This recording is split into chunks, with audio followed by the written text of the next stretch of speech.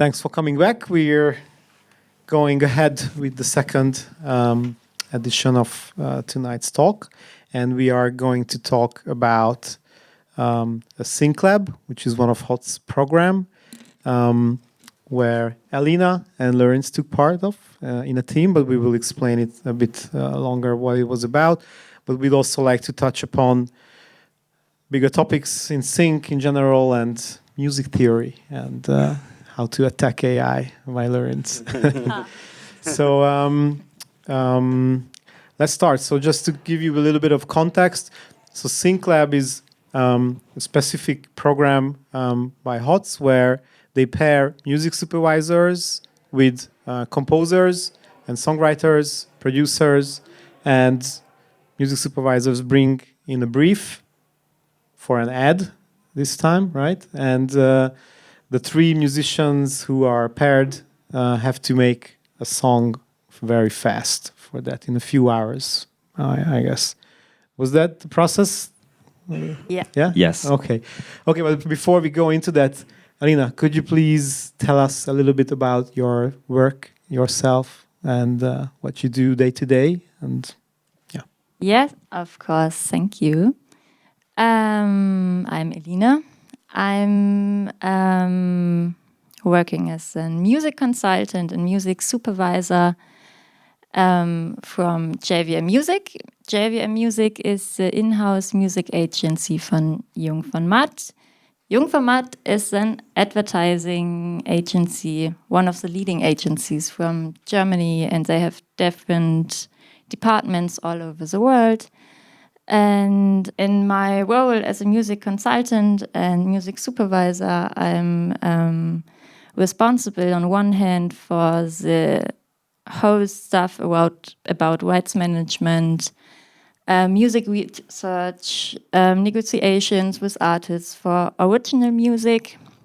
And on the other hand, I'm responsible for the producing, the in-between the clients and the composers and producers when it comes to bespoke music, so music production, composing. And do you write the briefs? Do you create the briefs for them, for example? I try to translate the briefs from the clients and agencies to the composers. Interesting process because sometimes the agency is located between me as a music dude and the clients, the brands. So I'm communicating with the agencies and or the clients itself. And as you may imagine, they are not the music professionals, so they have an idea of the music they want, but to have to figure it out, the briefing with them, to find the right words and to translate their visions into. So if I understand correctly, your Jung von Matt has an in-house music department. Yeah, exactly. Okay. That's kind of rare, music. no? Yeah, super rare. We are more or less the only music house like that I know in the German-speaking. What do you think is that the owner of Jung von Matt is just a big music guy and he wants it in-house? No, it started years ago with one composer like this, and they originally wanted to have their own music publishment for their own songs. And after some years, it got bigger and bigger. Now we are a 10-people team with in-house composers, in-house producers, and people like me. And it's a really, really cool development and nice place to work at. Don't want to make advertise for this. I'll ask a little bit more about this a bit later, but on to Lőrinc. Can you please also tell us a bit yourself and also how you ended up at SyncLab? Because for me, just by talking to you and knowing a little bit about you wasn't like a clear, logical step, but maybe it was. Hi to everyone. So I'm Lőrinc and I'm a producer and I do a lot of other stuff, including mixing live concerts and mixing, mastering, playing electronic music and all sorts of that stuff. So it's a very wide variety of disciplines, to say. SyncLab was very sudden, and applying to SyncLab kind of came out of nowhere, and also getting selected happened from one day to another, and I was very surprised and very glad to meet my teammates, Dominika and Nikos. Just to tell you a little bit about that day, so we received a brief, and we had 3 hours to finish the song with people that I've never played music before, so it was not only challenging from the producing part, but also a very interesting dynamics of people. And I think it was great teams, great people. And yeah, the brief was also, detailed, so we could really figure out how to apply that to create a song. And just a bit more about you. That you are an experimental artist. You also create your own instrument. Yes. Maybe. And are you involved in sync or in kind of like this applied music composition in any ways in your normal life? No. Very briefly, no. I think that was... I did some, student projects where they had, short movies, and I did music and Foley and all the sound engineering part of a movie, which is a very different skill set as well. But syncing is not really my main area. Yeah, and this is an exciting, Should think about it. Because usually you have song labs where people come together, or song camps, let's say, where people come together to write a song by the end of the day or a few days or whatever. But to write a song specifically for a brief, let's say, that's kind of like uncommon as far as I know. That this is the purpose why these people come together. Curious how it went. More details. Yeah, I think you guys know there is this saying in Hungarian that deadline is the best muse. Yeah, I just quickly mirror translated that, and it was the same with that. So I think if you have to kind of detach your main goal from what you're currently kind of experiencing and feeling, as discussed in the previous section, honesty and like realness or authenticity, if you will, is what makes making music, that's so magical. And when you have a brief and you have a different goal, you kind of have to detach yourself and really just kind of think logically on what sort of musical expression or what sort of musical theme or tools will translate the feeling and the meaning of the brief. So in that sense, you really become that sort of I think about ourselves as like kind of like these agents that have this goal and then just go and solve this, the problem that they received. In that sense. Yeah. In many cases, the briefs from agencies are basically the reference track that they want to sound like, And I'm curious, what are your briefs like? If you're a master of briefs, I guess. It's when they come to me, I say it's 50-50. They have a reference track and they cannot buy it as it's too expensive, or there are other issues. But in best case, that would be the track, some original track, and they want me to make a sound-alike. So sound-alikes are not cool because copying is not cool, and you get copyright issues in the end, the client. So in my opinion, mood tracks or reference tracks are super important to get the translation between the clients, the agencies, and the creative people, the composers, the producers. But I never would recommend to use only one reference track, as you obviously will copy it or get too close in the original song direction. So I'm trying to provide at least 3 not reference tracks, let's call it mood. The one mood is for the tempo, the other mood is for the instrumentation, the next mood is for whatever, the hook line. And intro parts, outro parts, stuff like this. I'm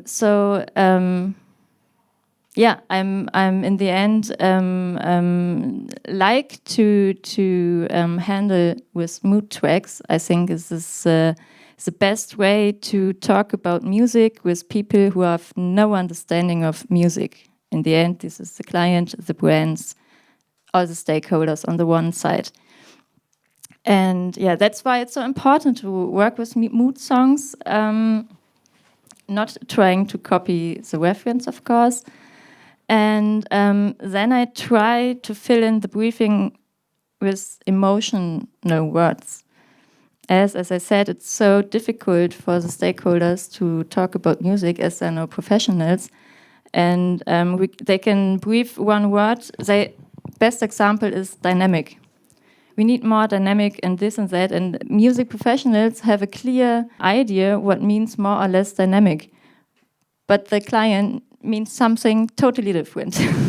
So it's I like to go through emotions and through the intention of the spot or the commercial or the short film.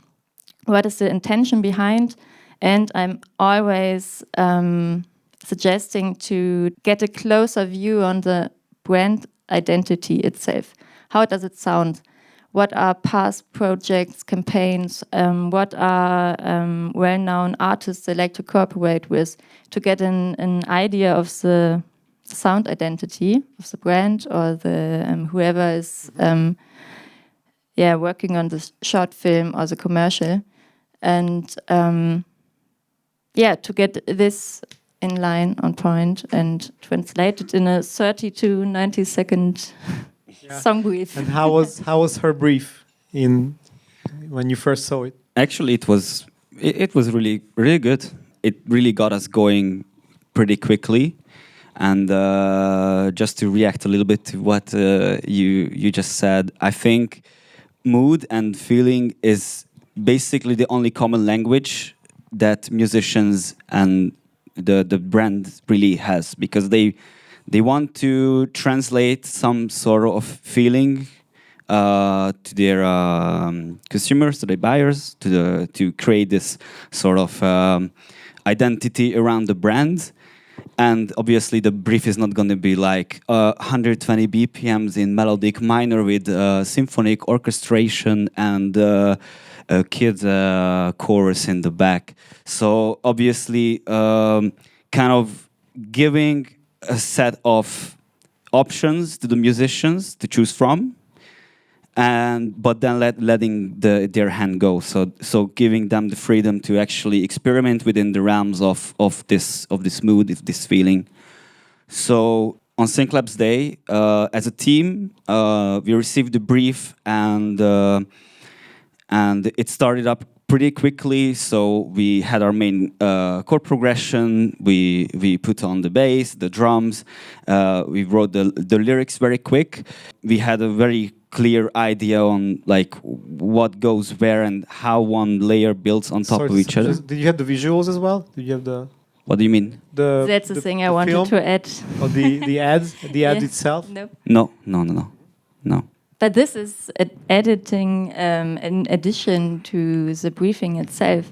Not always we have a storyboard when we start writing the music or composing.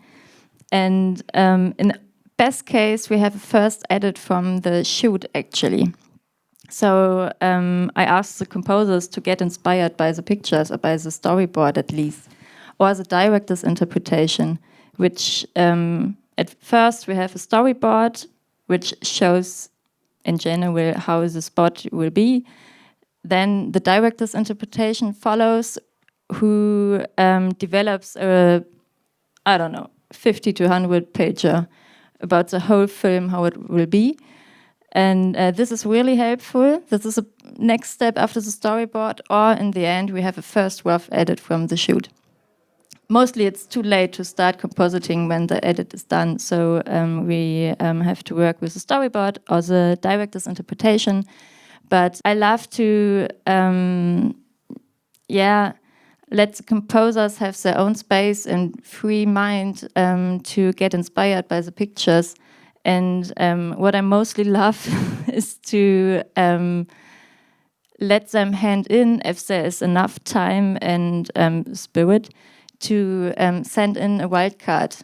Because the briefings and everything is so overthinked sometimes, because there's so many stakeholders, as I already did. The director said, the director has his opinion, the agency, the client, and I have an opinion. And just to get rid of this briefing for one demo, an additional demo, and do whatever you feel and think about all this input, often is successful.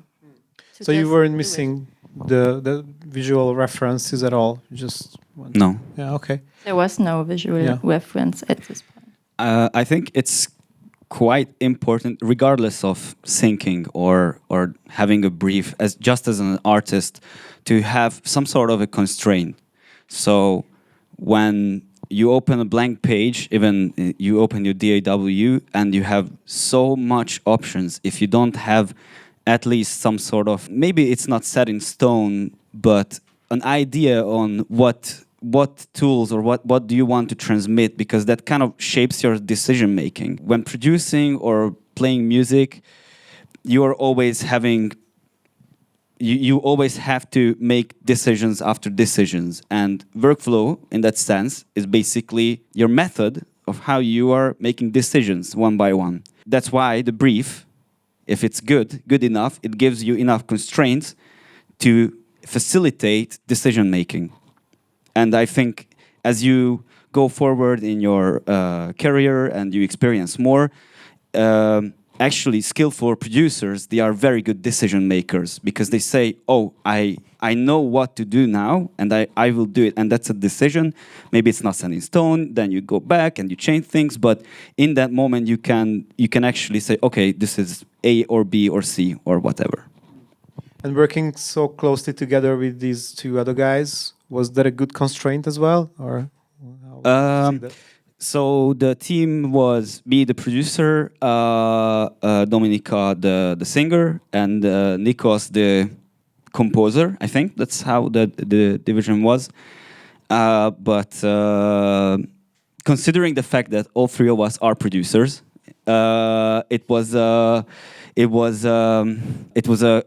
how would you say? We all put our own experience in the middle, or like we put our heads together what to do.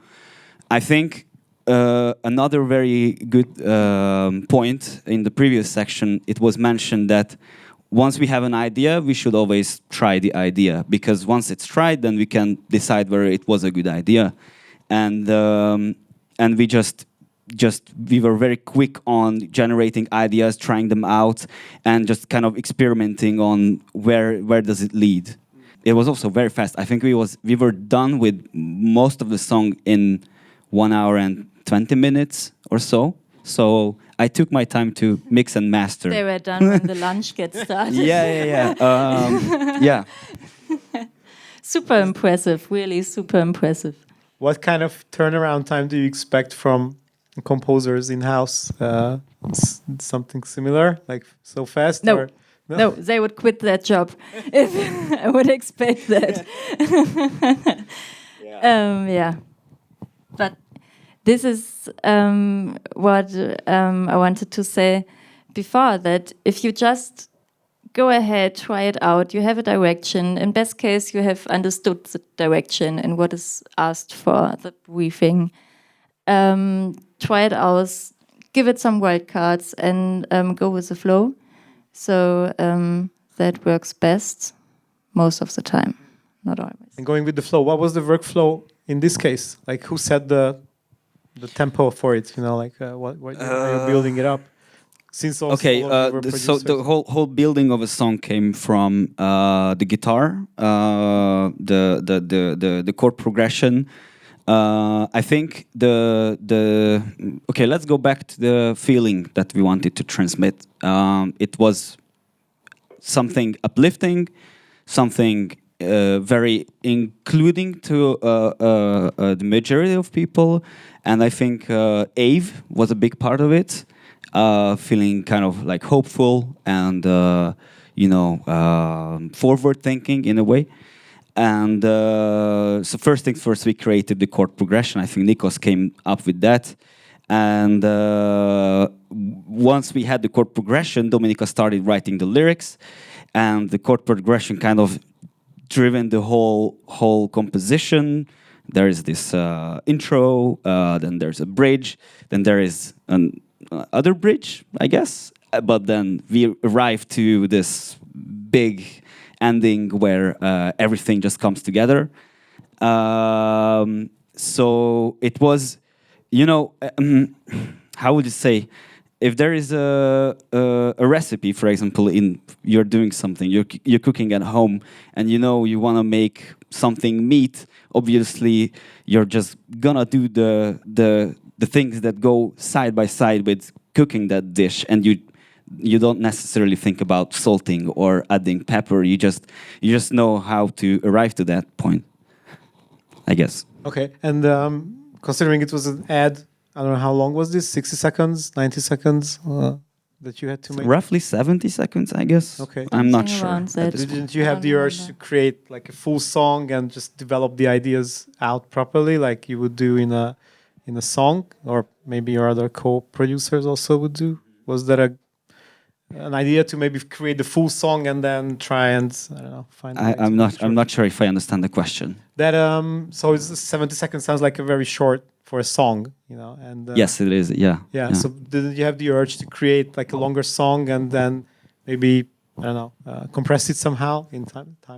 No, I think when it comes to having a brief, I think that's actually a very good approach to kind of try to fulfill what the brief says, because that's a challenge, So it's not necessarily about, because obviously if I had completely free hands, I don't make songs under 4 or 5 minutes, and I think that's kind of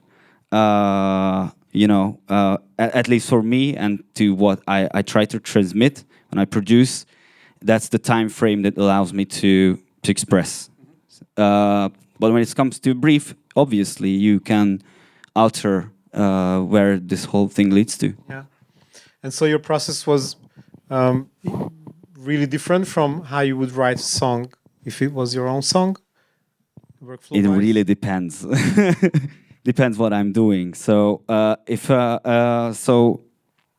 when producing for other people, I like to work very quickly as well.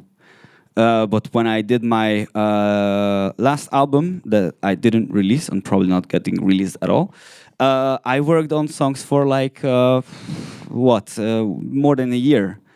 Actually, I believe working on something for a long time is usually unhealthy, very unhealthy.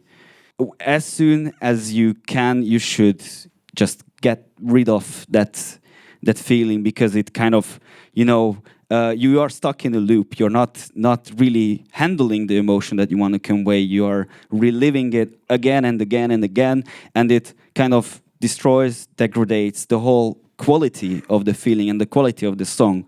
So, and when I play live techno, which is the favorite thing of mine when it comes to playing music, I actually love it because the decision making is instantaneous, and then composing is instantaneous, and then mistakes are instantaneous.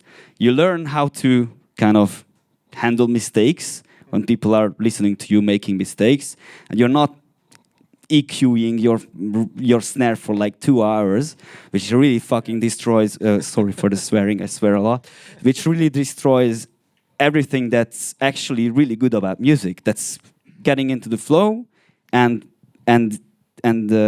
allowing your self-expression to just kind of, let go. And that's why I decided not to produce for myself, but play live whenever I can. Yeah, that sounds like a really great experience. You can channel back to producing for like a sync brief, let's say, because of the decision making. That's great.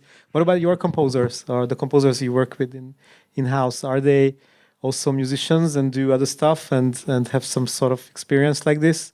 Or yeah, it's, in my opinion, or the composers we or I are working with, it's super important that they are real musicians and have their own passion and their own background and are not just like compositing all the week only for ads or commercials or films and series. One of our in-house composers, he's a educated jazz musician. The other one is more like a trap, hip-hop, and they, in the end, writing music for commercials is fake. We are simulating songs, but we never have whole songs like 4 minutes. You at least produce it. We are simulating a song in 30, in best case, 90 seconds. And this is a cool challenge, I think, for the composers. To learn to get straight on point, to transport emotions or several intentions right away, straight. But it's also a challenge, of course. So, yeah, you partly answered it. Maybe, but what are the best traits or the most necessary traits in a composer to be a good composer for ads or for films? But that's two different worlds. No, but there are two types of composers we are working with, or how we select the composer for a new project. In first case, be open-minded composers, where we know they do it like, go with the flow, as I said. We have a cool hip-hop track today, all right, let's go. So don't think too much about it. Hand in your wildcard demo, as I said. But on the other hand, we are also looking for, depending on the project, for composers who are doing exact this genre the whole time. It's not too long ago that we had a Samsung commercial. Samsung is from South Korea, so K-pop is state of the art. And it was to produce the K-pop song. So we had in our network a composer who is indeed working for BTS. So we get him to join the project, obviously. Then we had for a sports brand briefing, really percussion, many percussions, really heavy in rhythms and cool beats, a bit like a Nike sound if you have something in your ear for that. And there was one reference song from Storm, and again, fake it till you make it. We just called the Storm guys, hey, is there one who wants to join the project? So on the one hand, open-minded, creative composers who are not too overthinking the whole thing and can handle anywhere between jazz and pop and hip-hop, or we search, we check our network for external composers who are doing exactly this thing all day long. Well. Yeah. So let's say if someone wanted to do this as a side project, composing for films or ads, what do you think would be the best way to go about it in terms of finding their way in the industry? Do you have some good, template for that in Germany in general, or it's case by case? How to connect with the composers, or how to that they connect with us? How to get jobs as an ad composer? Yeah, there's always a question where I my biggest advice to this is to connect with people. It's a people's business in the end.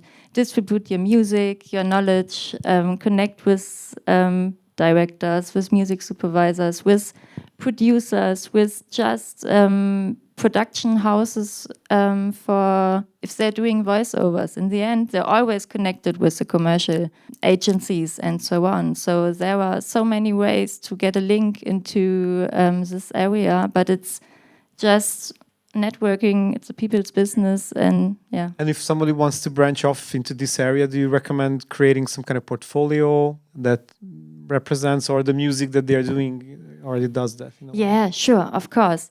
And don't be shy to show too generic music because you think, oh, that could fit, or this is something could use for so many briefs.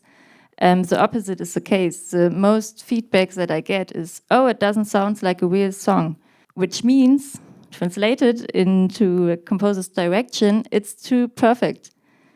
Yeah, today it's for I think the past 3 years I recognize this development that they want imperfect songs and edgy songs or vibes, moods. It's not always about the perfectly produced song in the end at this early beginning from a project, but it's about edginess, imperfectness. Think about Billie Eilish. She wrote her songs, started producing in her bedroom, and this is what I mean. I would advise to share music you love by your own, where you're really proud of it, because this is what you can do the best as a composer. And don't share too much music. It's overwhelming. Nobody can really get a sense of what you are the best at. Not you, but you know. It's overwhelming to share 20 songs at once. It's a great diversity, super nice. We can have a chat about that later, but I don't know, drop 3 to 5 songs, or your best only, and this is what sticks and keeps in mind. You had in mind for something for Billie Eilish? Yes. Oh, you seen that? Okay. Yeah. I just wanted to share one little thought. Like, it's so interesting how commercial music or like music for brands, you know, that they use in commercials, is always kind of derived from the current pop culture, and like how the youth, mainly the youth, kind of experiences their musical surrounding. Have you guys seen the McDonald's commercial in the 70s, early 70s, that actually had psychedelic rock music playing in the background? It was literally some, you know, very reverby and echoey guitar, and like this long-haired hippie kind of telling you like, oh yeah, go to McDonald's. You know, so kind of shows how brands and commercials, they try to talk to people. They try to include people in their you know, way of working, and the way they kind of do that, they never kind of lead the trend, but they always hop on the trend, follow the trend. So that's why edginess became a thing, because the last 5 big pop stars that was a hit, they are edgy as hell. And if you try to do Selena Gomez in 2025, I'm sorry, but this is most probably not the right time. So yeah, that's why that's the only thing I wanted to add. Did you get inspired at all by this whole process to maybe, you know, branch into this area of music making? To be honest, I think it's very hard to decide, not only as an artist or producer, but as a general human being in today's world, what to sacrifice time to. We have too many options and we could do too much with our time. So I think I'm not the only one experiencing getting torn into pieces and doing too much things in the same time. So I told myself, if I cross opportunities that I think are worthwhile and they are exciting and new, and I think I can add to something or grow as a person, I'm very much open to it. In the meantime, I'm trying to focus on the things that I'm currently doing. So it's a yes and a no. So get in touch if we need some experimental techno. Who knows? And how do you see the dynamics of like bespoke music and production music? And well, you already said something about the already released tracks like commercial music. What are the decision points using this or that? And it also kind of like connects to the question like keeping an in-house composer team versus getting production library music are probably on a very different budget scale. And how come it's justified? Somehow, and I don't know why. When I look at the time right around 2018, 2020, we had a bunch of library music scoutings a week. Today, it comes to not one brief for library music a month. I don't know. That's the development. I don't know why and how. Earlier, it was, of course, a question of budget. That's the magic behind in the end, to be honest. But the second part was about in-house. No, it's just because normally ad agencies use, or clients, wants to save money on music, they use library music most of the time. And I was sort of assuming it's a similar case in Germany or in your company as well.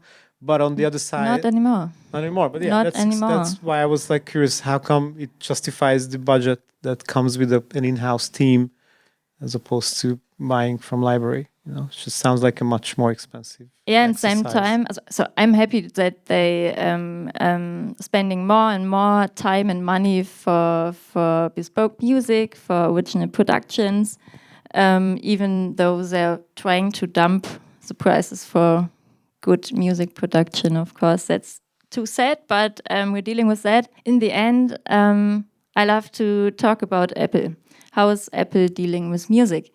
I don't know how I'm not ever have worked for Apple, so no credits to me. They can or could develop such a consistent sonic brand identity through big artists, newcomers, absolutely not known artists, and production music, library music. I don't get it.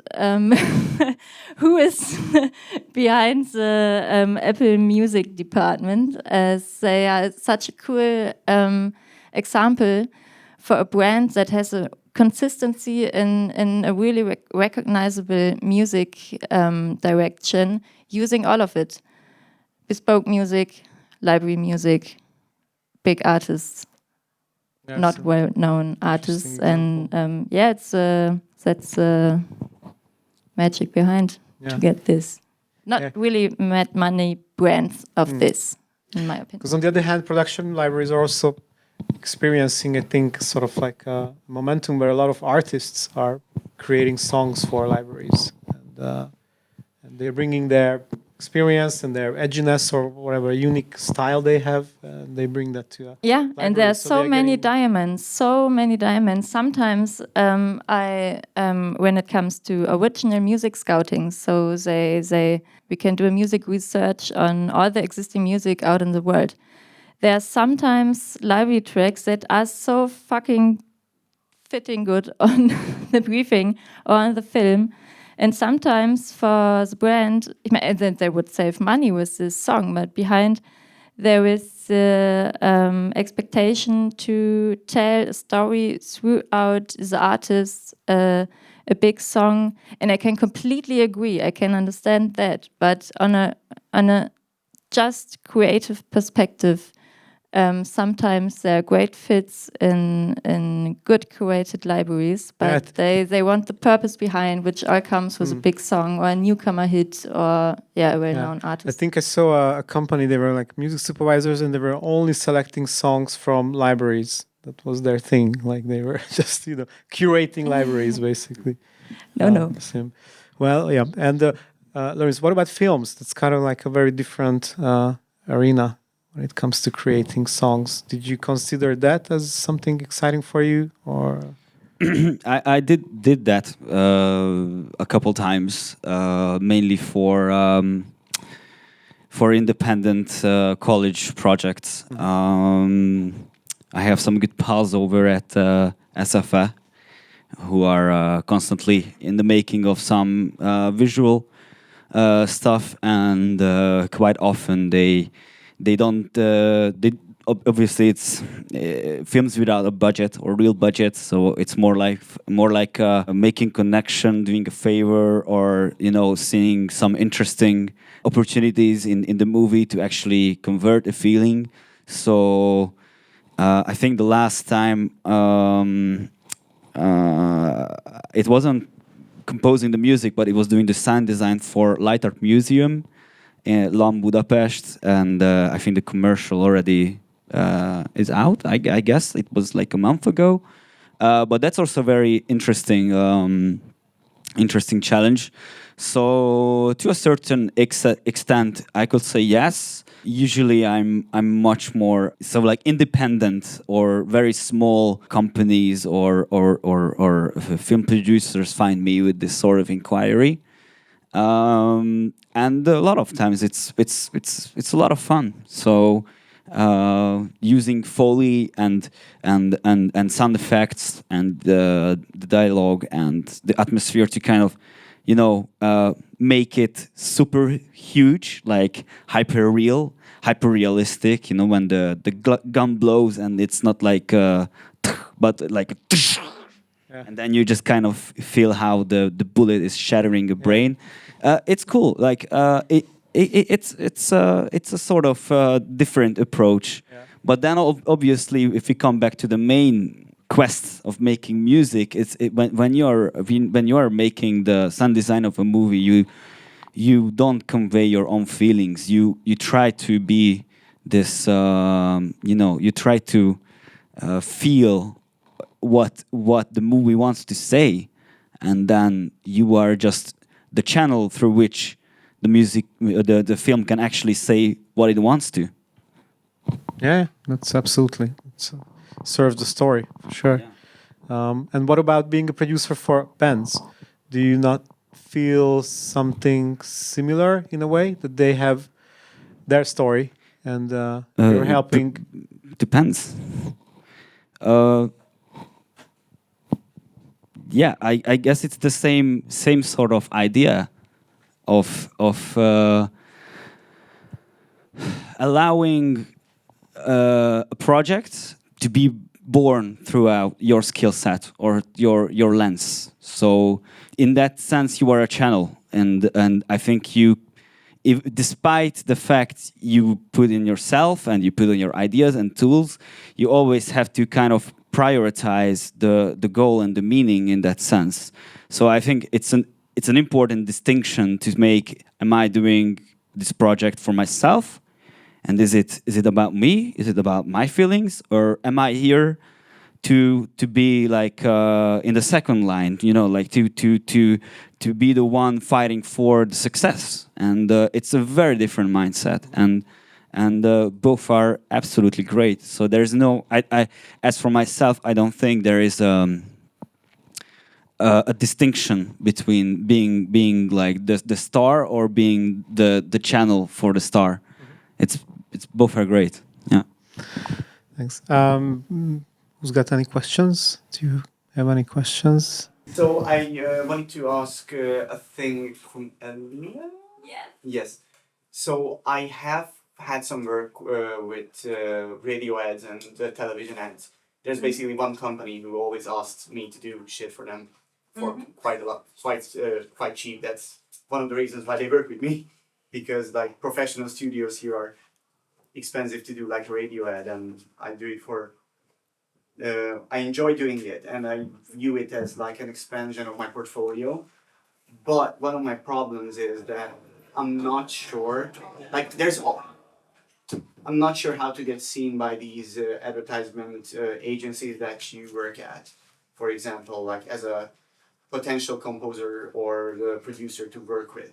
Like I know there's organic reach. I can go out, like probably if I go out drunk in the night of Budapest, I'm gonna find like 30 people who will require, you know, similar services. But like I would like to know if there's like a channel where you professionals look for other professionals to do that sort of work. Like what channel is that? Where to put my portfolio, because I have mine on ArtStation, but that's more like a visual and 3D space, not necessarily for audio.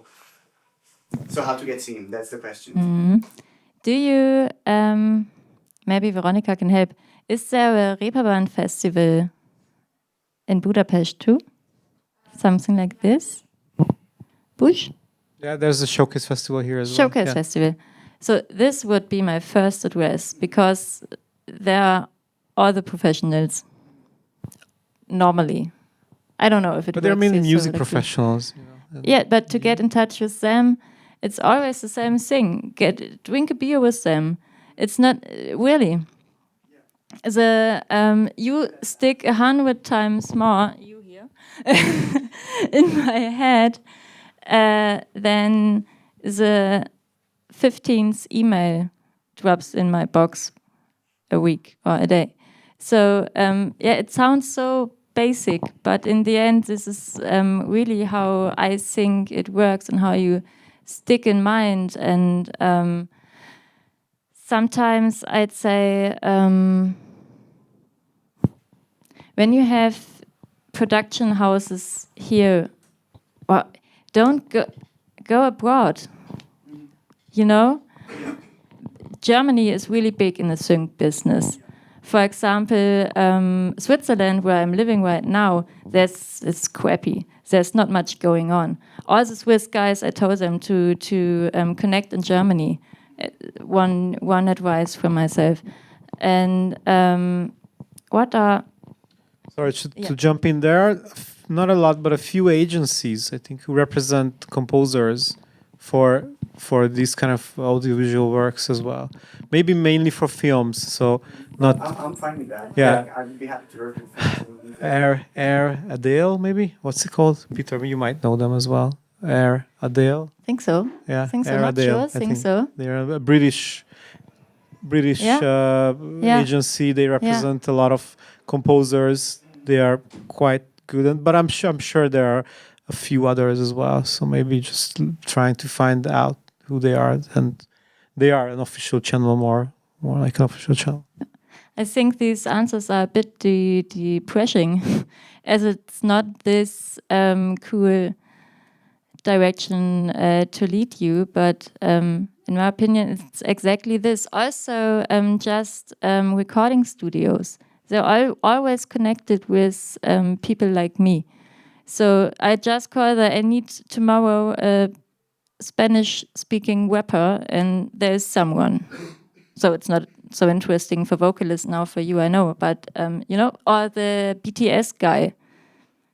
He's in the network somewhere in a recording studio where I'm collaborating with, and so I got in touch with the BTS guy for this K-pop campaign. This is a real life in the end. For my part and my perspective, we can get in touch afterwards if you want to. I maybe could help afterwards, but in the end, these are the people to connect. Directors, to get in touch with them is next level, I know, but they have really much power in this bubble. Next level, but why not? Try it. Yeah, any other question? No, we're running quite late, I'm afraid. So just a last thought bubble from both of you. Like, where do you see the current, maybe that's for you, where do you see the current music culture and the landscape going, shifting? Where do you think it's headed? I think it's great. I think it's very easy to kind of see the downsides and criticizing a lot of things. How like streaming and downloading kind of sucked out. Investing in the music business, how there's this big noise. So there are many things that we could take as like a downside, but it has never been easier to make music. It's never been easier to be with musicians.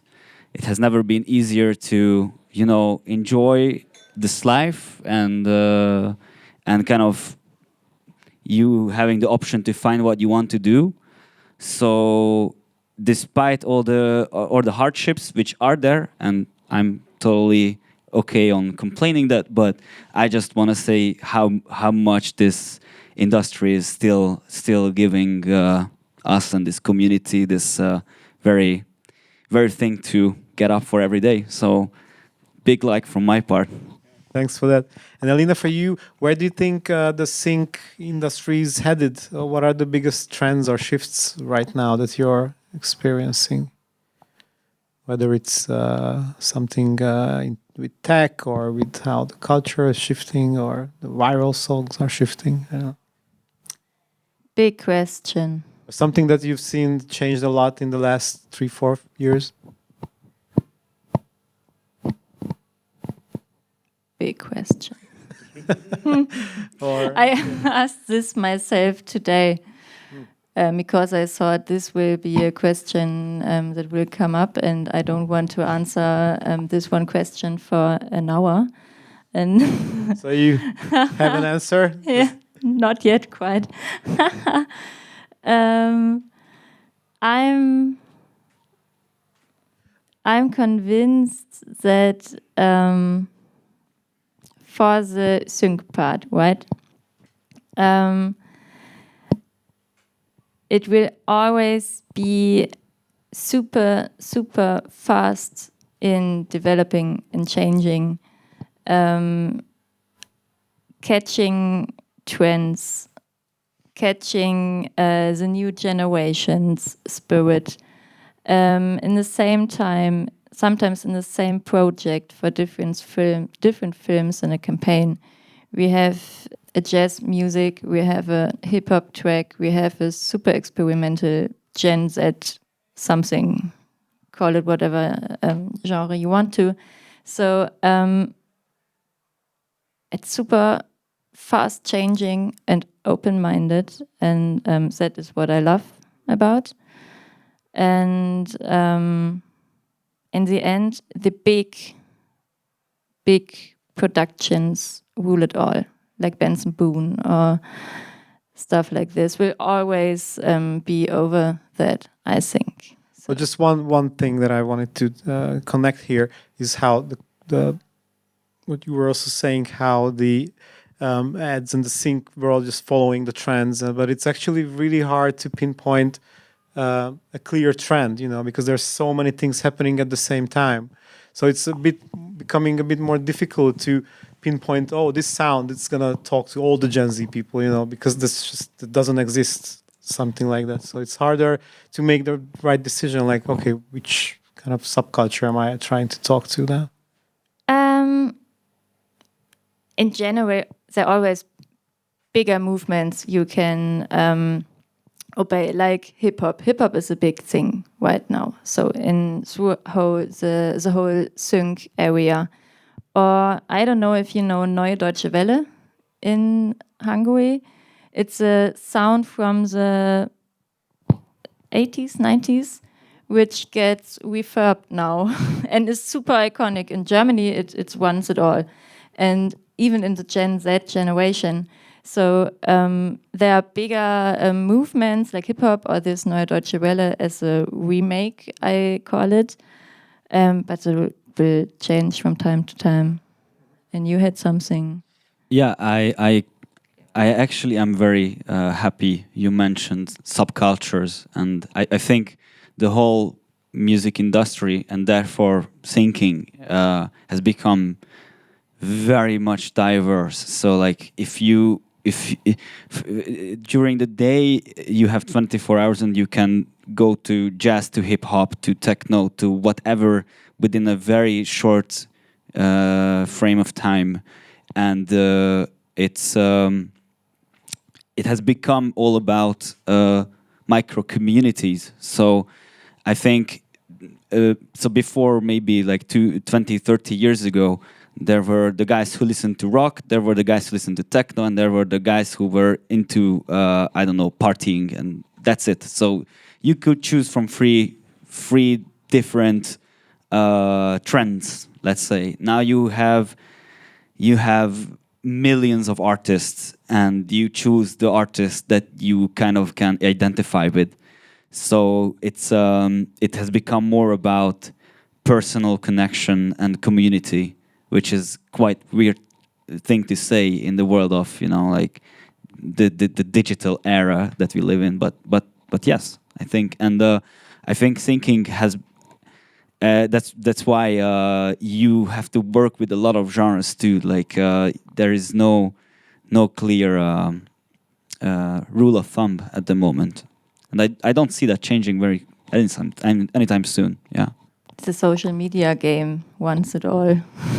Yeah, And speed it up. Okay, well, let it be the closing statement, okay? Because I think we have to go. So thanks everyone, especially for you to share all these thoughts, and for you as well, staying this late. See you next time. Bye. Thank you. bye.